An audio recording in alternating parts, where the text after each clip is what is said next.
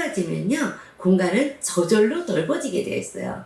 여러분, 요걸 잊지 말으셔야 돼요. 물건을 버려서 넓어지는 게 아니에요.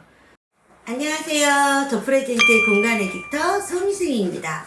자, 오늘은 주방 공간을 좀 중점적으로 소개를 해 드리려고 해요. 주방이라는 곳은요, 무엇보다도 어떠한 가족 발따주기에 상관없이 동선이라는 게 사실은 정해져 있어요. 동선이라는 것은 어떤 일을 할 때 순서를 말하는 거거든요. 시작은 냉장고, 그 다음에 키크장이 있으면 좋겠죠.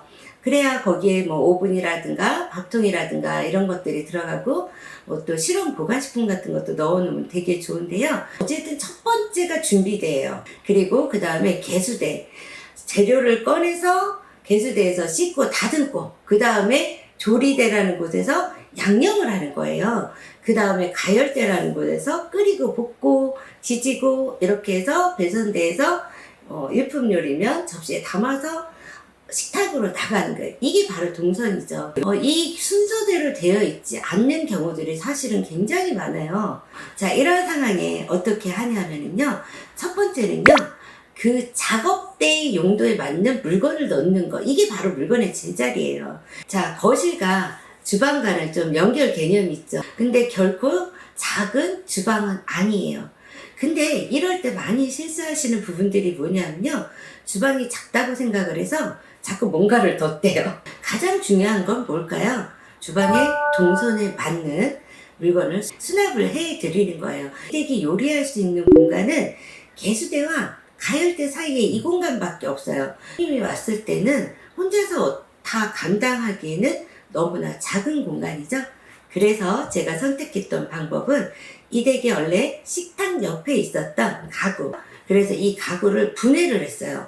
그냥 아일랜드 식탁 개념으로만 딱 붙이려면 사실 굳이 바퀴를 달 필요가 없거든요.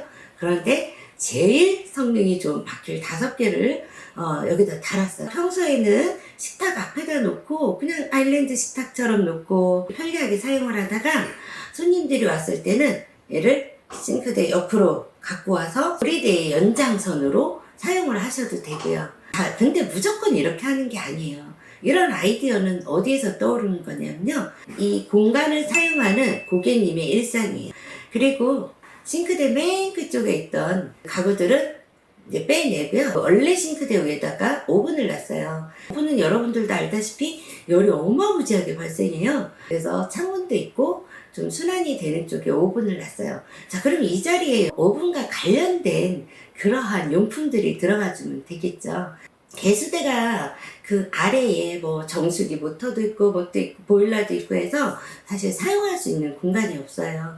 개수대 아래는 물을 씻고 이러는 곳이기 때문에 뭐 채반이라든가 볼이라든가 뭐 감자칼, 뭐 다지는 거, 채칼, 이런 것들이 있으면 굉장히 동선을 짧게 그렇게 미니멀하게 주방 일을 할 수가 있는데요. 보시다시피 좀 어수선하기도 하고 놓을 공간도 없어요.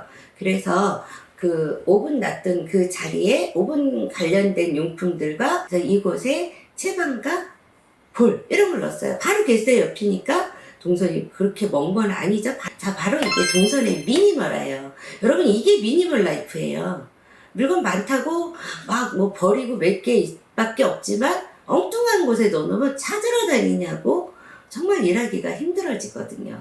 싱크대 동선이 맞지 않는다고 해도 실망하지 마시고, 원래 이 작업대가 갖고 있는 기능이 뭘까, 그거를 생각해서 그거에 맞는 물건을 넣으시면 될 것 같아요.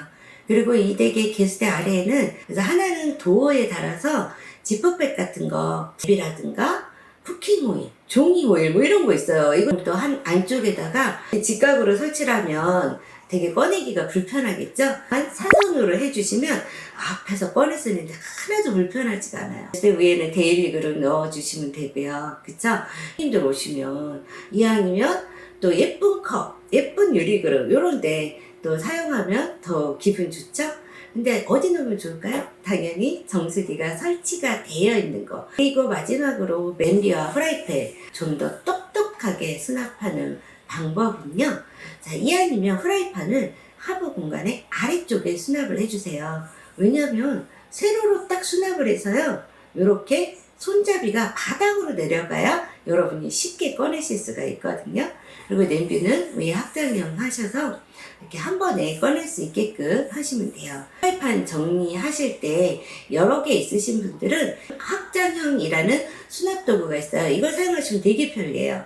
왜냐하면 내가 갖고 있는 프라이팬 두께에 맞게끔 내가 칸을 조절할 수가 있어요. 훨씬 더 편리하게 공간을 알차게 사용을 하실 수가 있으니까 이것도 꼭 기억해 주시고요. 냄비 받침, 냄비 손잡이.